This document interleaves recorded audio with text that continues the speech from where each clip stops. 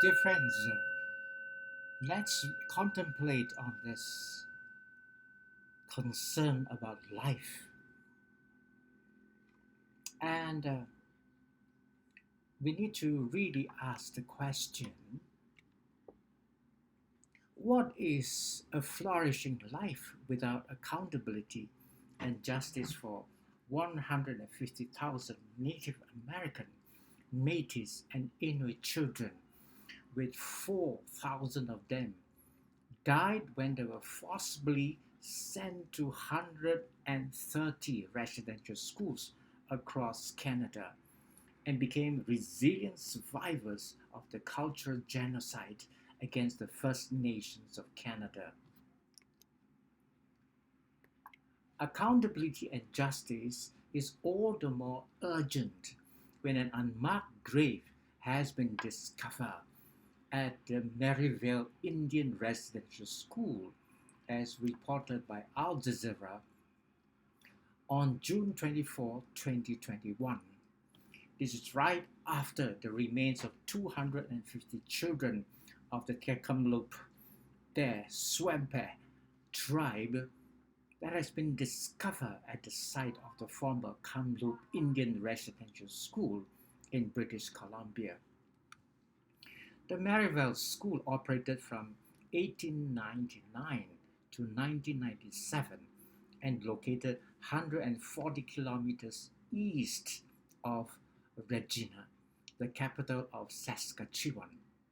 The area is home to the Cowessess First Nation and the Federation of Sovereign Indigenous First Nations, or FSIN, which represents Saskatchewan's First Nations.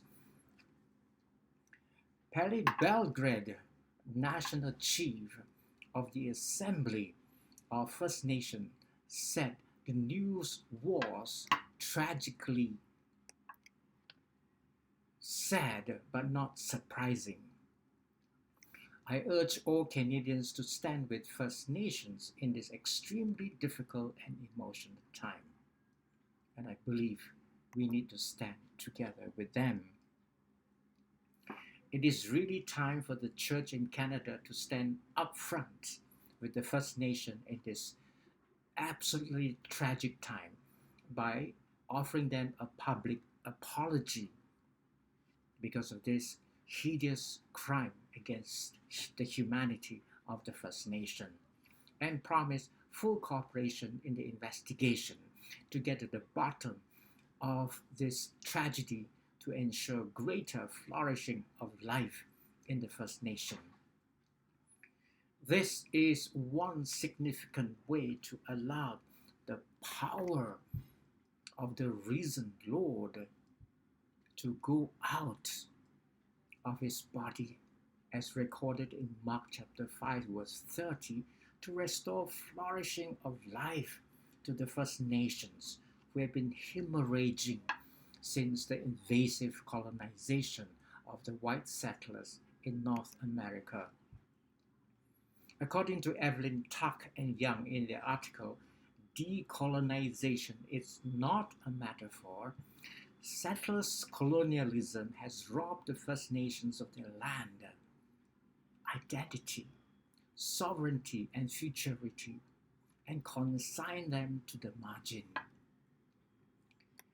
Their spirits have died 1,000 deaths, but their resilient spirits have led historian William Bower Jr.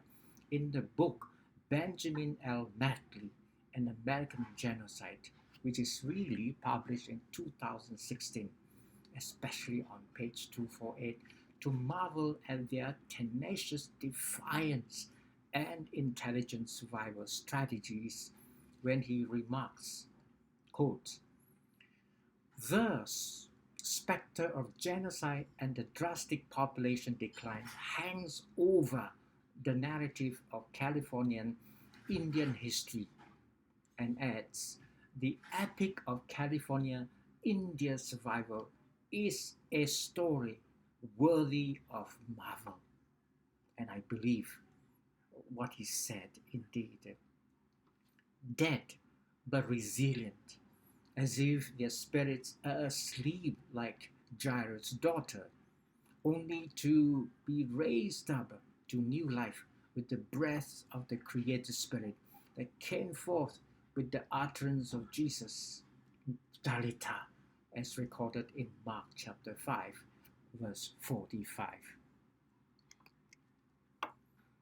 All those First Nations children, warriors, women and men elders who have become ancestors are with the Great Spirit who watches over the cosmos and ensure flourishing of life promised by God's wisdoms as uttered in the Book of Wisdom, chapter 1, and in verse 13 it reads, God didn't make death, not even the death of the First Nation warriors, women, men, youth, and children. God takes no delight in the ruin of anything that lives. And in verse 14, God created everything so that it might exist, and that include the life of the First Nations and indigenous peoples in Latin America, in Europe, in Africa, in all parts of Asia, in the polar continent of the North and the South. The creative forces at work in the cosmos are life-giving.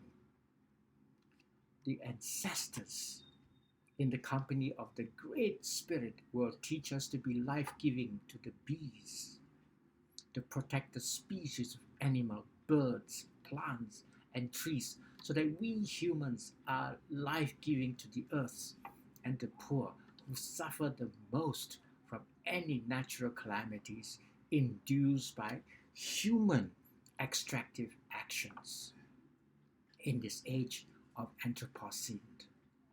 A flourishing life on earth depends on our intimate relationship with the ancestor and the Great Spirit who is creator and sustainer of life on earth. Indeed, let's continue to contemplate the Great Spirit who is alive in all those who unfortunately suffer this tragic death, and all those who are Great Spirit survivors of the cultural genocide and the militaristic genocide, that they too will watch over and become life-giving ancestral spirits, so that we will show great reverence to the creator and sustainer of life on earth in all life forms, including us humans.